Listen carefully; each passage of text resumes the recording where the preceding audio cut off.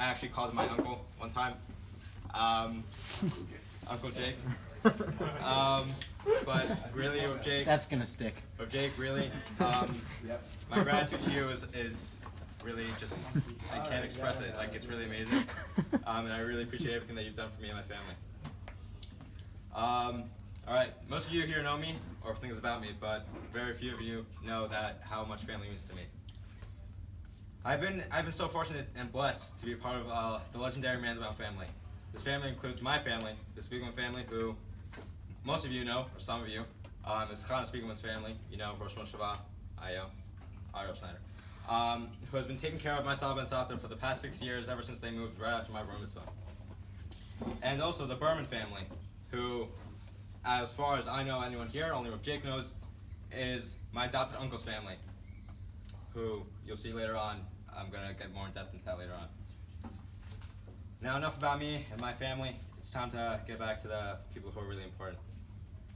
I couldn't talk about both my Saba and Safta individually, even though I tried. And just as I tried to talk about them individually, they couldn't be apart for too long. Separated, my Saba was heartbroken, and in the end, that's what killed him. It was a heartbreak. It wasn't corona. He was recovering from the corona, but he passed away from a heartbreak. But all that my Saba and Safta shared is literally beyond words, and not just the love that they have for each other, but the love that they have for our whole family and others around the world. I have so many stories about people, including the story of one of my uncles, whose lives were changed because of my Saba and Safta. But before we get to those stories, let me tell you a little bit about my Saba and Safta first. My Safta would say be a good person first and a good Jewish person as well. My Safta was also a powerhouse. There was nothing that she couldn't do when she put her mind to it. Her middle name was Joy, which is a very accurate way to describe my Safta. She was one of the most giving and selfless people to walk the face of this earth. She measured her days in the people she helped and all the burdens she lifted off the shoulders of others. There would be times, whether it be me or someone else in a group setting, who would be sitting and staying quiet, and my Safta would go over to them to ask what's wrong, and she would also make jokes to cheer you up. She was not someone who was impressed by wealth, stature, or power. Instead, she was someone who saw the beauty, greatness, and worth in Hashem's creations. She valued kindness above intellect.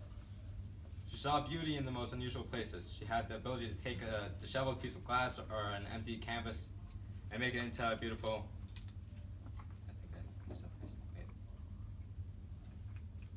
hold on.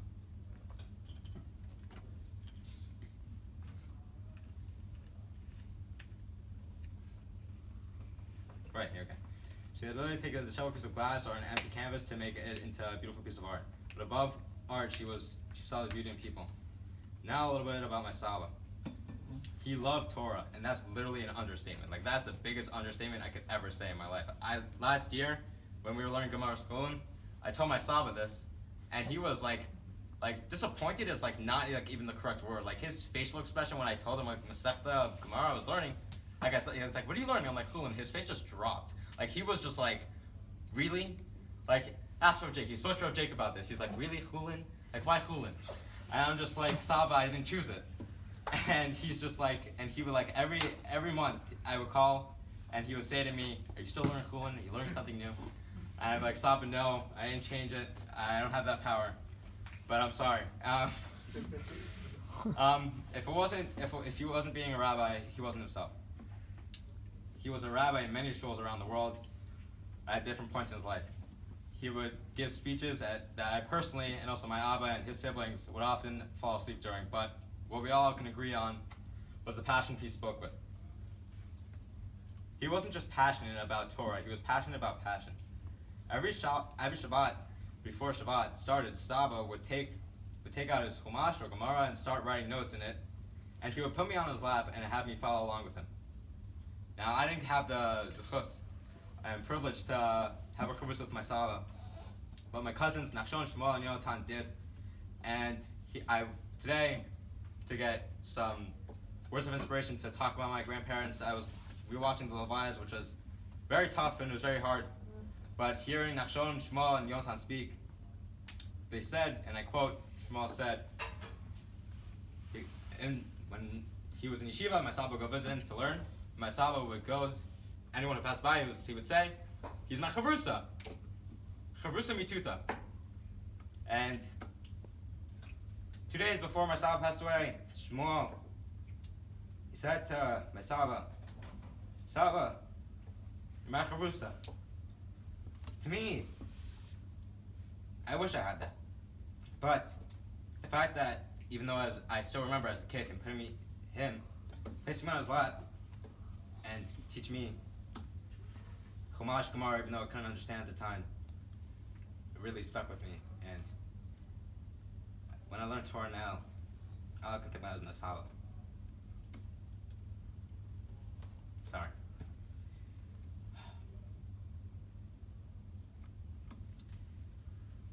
Torah for my Saba was like the elixir of eternal life, his fountain of youth. My Saba wasn't learning Torah; he was out doing a tremendous act of kindness. Chesed. I texted Rav Harstein to give me a story because in Hewlett, my Saba was a rabbi, and Rav Harstein blew shofar there for the first time. My Saba gave him a job, and this is what he said to me.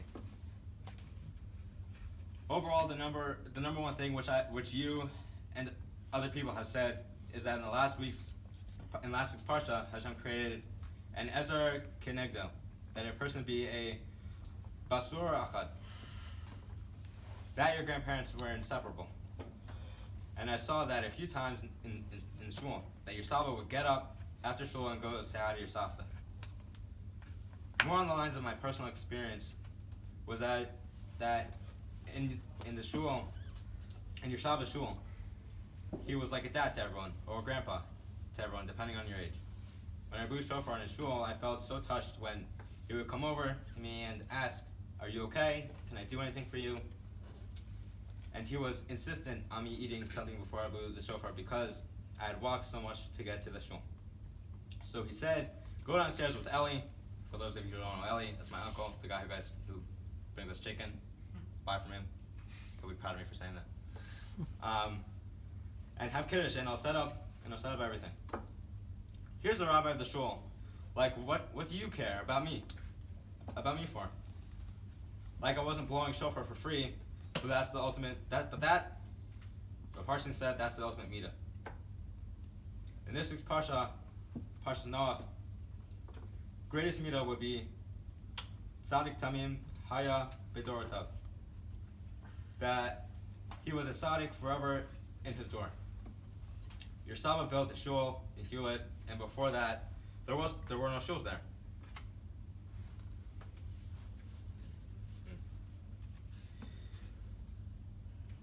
There were Jews, but no shuls. And your Saba said he was going to be the one to set up and make a shul. Noach built the table for 120 years, which wasn't easy.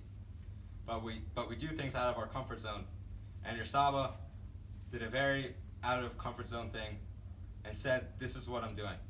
I'm making a shul, and that's that." So that's pretty amazing. I'd like to give a big thanks to Parsha for that. My Saba and Safta. Before I have some stories about my Uncle Svi, the adopted one, and two other people who my Saba and Safta took in for a year or more. There's this one story. I spoke to my Aunt Sheila about this. I called her because I wanted to see what she had to say about my Safta, her sister. And other than the fact that she said, what did any of us who knew them said, that they were inseparable and you can't talk about one without the other, which is very true. It's very hard, and I really spent like maybe 2 hours trying to do it, and I couldn't. But she said that there was this 9-year-old boy in Canada, Mayor, yes, shout out. But this 9-year-old boy who wasn't really religious, but he was in shul, and my Saba was there. He was the rabbi at the time, and he heard my Saba speak. And although he didn't understand a word of what he said, he was so intrigued by how passionate my Saba was when he was speaking. And as I said before, his speeches were long. None of us really paid attention, but there were people who did, and they were mainly hooked by what he was saying because of the way he like put himself into what he was saying. Like he really like meant every word. Like he threw himself in there, gave it his all. And That kid wasn't so religious, but after that, he would go to my Saba's house, and they would stay in touch. And now he's grown. He's married, has kids, and he has a religious family. There was another person from. I'm gonna read it. It's in a book that we made for my Saba's 88th birthday. There are stories. It says, "Dear Rabbi Abraham and Leona Mandelbaum, Brenda and I wish to extend to our warm and loving birthday greeting upon your attaining a very special milestone. I have had a special zechus and honor by having you as my charusa for 20 plus years. It was a treat for me to learn with you in the morning before I would go to work. It was also meaningful for me to join you in tefillah in the formative years of Ahavat Yisrael." Oh, wait, this is the wrong one. My bad. I was like, this doesn't sound right.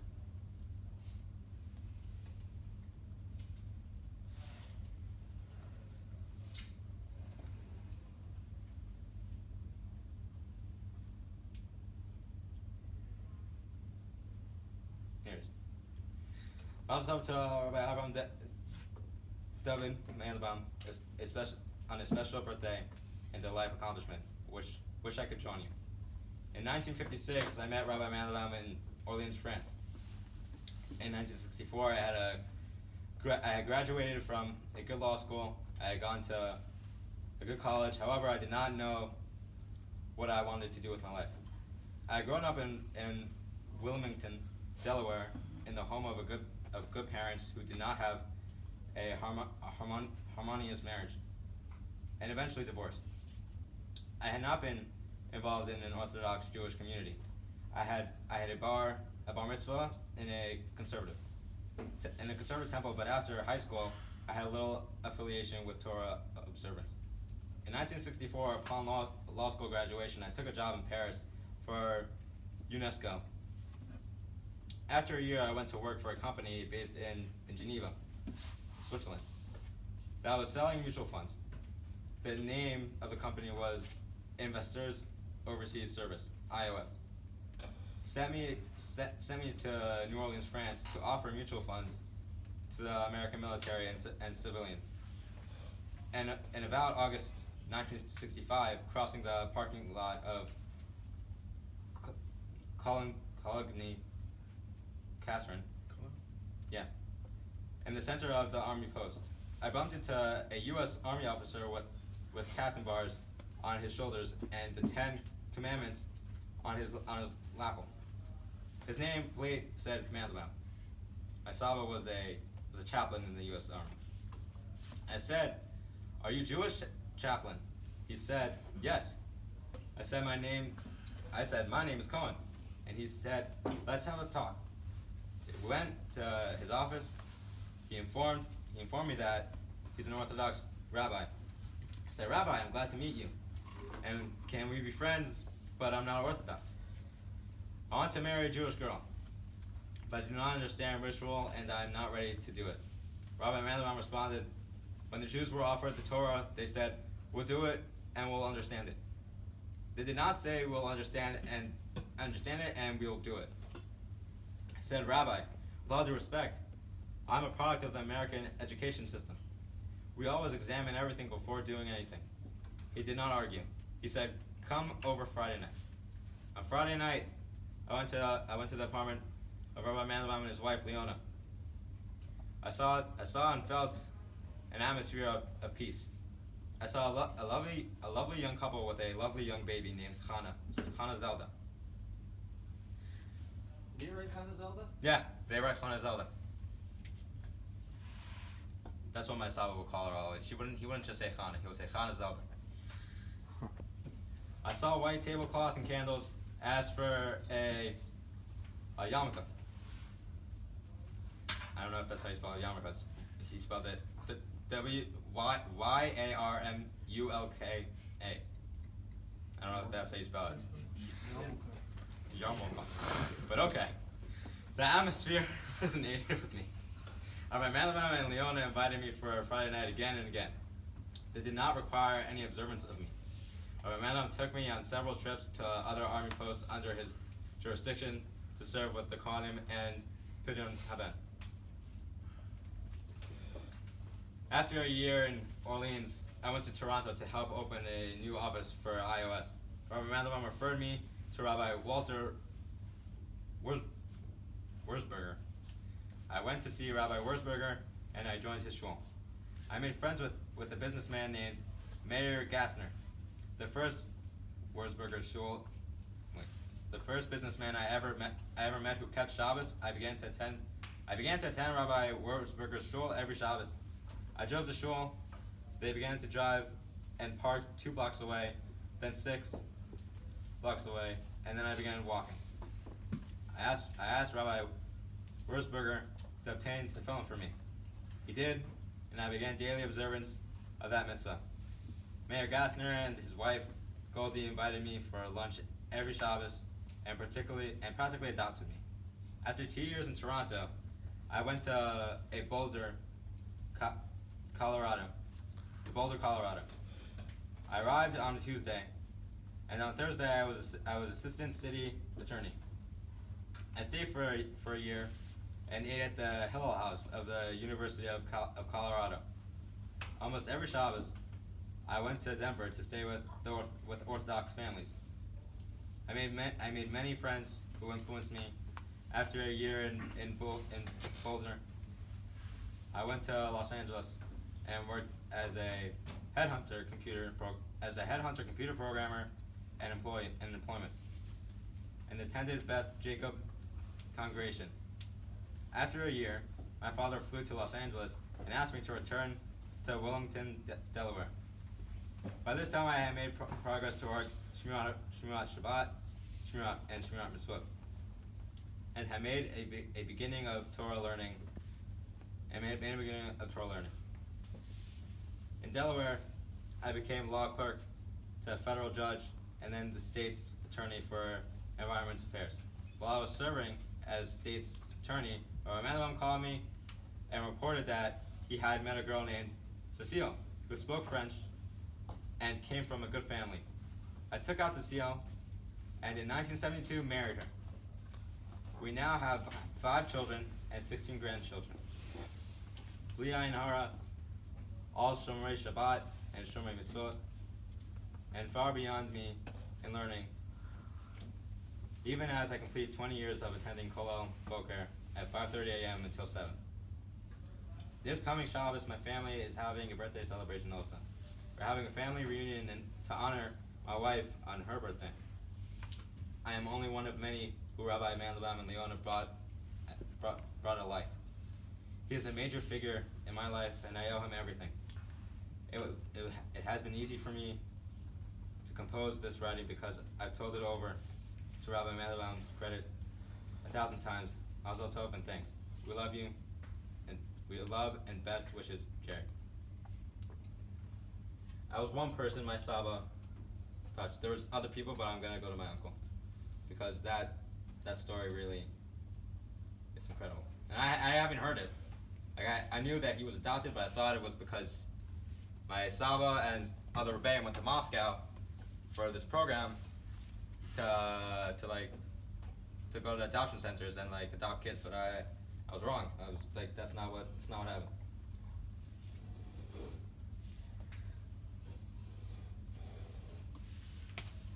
The date was a weeknight, sometime in February 1990.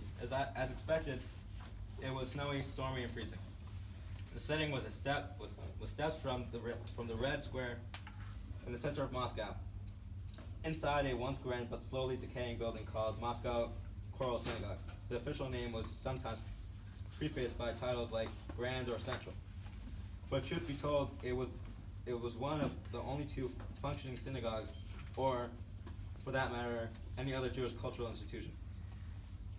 That night, the famed cantor Joseph Malavany was giving a cantorial music concert. The free seats were assigned on first come first served basis to a group of restless Jewishly focused teenagers. Moscow nightfall did not exactly present a wealth of opportunities. To beat the crowd of senior citizens, my grandparents' age, I came uncharacteristically early and reserved a full row where someone did not show up, and I ended up sitting with a free seat. Exactly why and how Abba, as in my Saba, was in Moscow, I'm not very clear. From what I know, he was asked by Prof. Herman Braunover, the founder of Shamir, Shemrei Mitzvot Yotzei Russia, to help with fundraising on behalf of absorption of Russian Jews in Israel. Someone decided that it would be useful to gain first-hand knowledge of the situation in Soviet Union. Despite of their noble intentions, the organizers failed to provide a translator or arrange for meetings with English-speaking communities activists. Abba Saba was condemned to a week in freezing Moscow and Leningrad with not much to do, not much to eat, and nobody to speak to. Hazan Malovany's concert was a gift from heaven. He came uncharacteristically late, which is not like my Saba, so the only seat available was the one next to me. Our row brought the median age in the hall down by at least 20 years. I was probably the youngest person he has ever seen at a cantorial music concert. He was intrigued and sat down. Not one of us was shy to talk to strangers. Despite of years of Soviet education, I spoke some English, perhaps passable if one was willing to be generous. I just thought of what Ellie said. Yeah, so Russian. We schmoozed for a long time. We got shushed and hushed quite a bit. Sounds like myself. I remember he was surprised that I could read Hebrew. We talked about current events. He told me that he was a rabbi in America. Now, from behind the Iron Curtain, information was hard to come by. I had just taken written SATs in the American Embassy and had received a 4-page grading sheet that allowed one to send the score to 3 schools of their choice for free. Somehow I was under the naive impression that any college that received evidence of my broken English would grant me automatic admission. I studied those carefully. I have not heard of any American schools safe for Harvard. Someone brought back a T-shirt. I don't know why he said that. And Brandeis. I was interested in only colleges with the serious Judaic curriculum. The serious Judaic curriculum. The obnoxious teenager in me found Brandeis lacking, and I decided that it was off the list. I liked the idea of Shiva University. I didn't know anything about it, save for the name, which made a lot of sense. It was just what I wanted. On a whim, I asked this American rabbi I just met about Yeshiva University. His eyes lit up. He was a graduate. His son had just graduated from there. Fun fact, my Zaidi and my Saba both graduated at YU and got Smicha together. He knew a lot of people. Is it really true that I want to go there? Well, he meant you. What did I want to study? Yes, the Jewish studies were pretty good. I think he said it would be a good place for me. I should send him my documents, and he would see what he could do. By now, we have known each other twice as long. So, on the phone with my Aunt Sheila, she filled in the rest of the story. But if you're in Moscow at that time, you're not expecting a call from the U.S. So when my uncle got the call, it was from my Saba, and he was about 17 at the time. So he comes to America, lived with my Saba. I believe they were in Queens at the time. I believe. I'm not sure. But as I just said to Rav Jake, as my uncle Ali said, he was so Russian. Like, he really didn't fit in. And in one of the speeches at the Levias, it was actually Ali's speech. He said out of every single one of their weddings, my Saba didn't cry except for Svi's.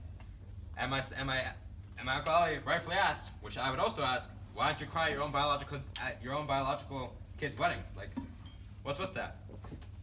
So my Saba said to him, and this is very, very much of my Saba's answer, he said, one came through no effort, one you had to put in a little bit more effort. So when you put a little bit more effort into something, it's a lot more meaningful, as many of you probably know. And now, to end off, I'm sorry it's so long. My Saba and Safta will live on forever, and me and my siblings, cousins, parents, and aunts and uncles. Thank you, Saba and Safta, for making this world a better place, and for leaving me with a whole family with such an amazing legacy. I love you and miss you both every day. I hope I can continue to make you proud through learning Torah and acts of kindness.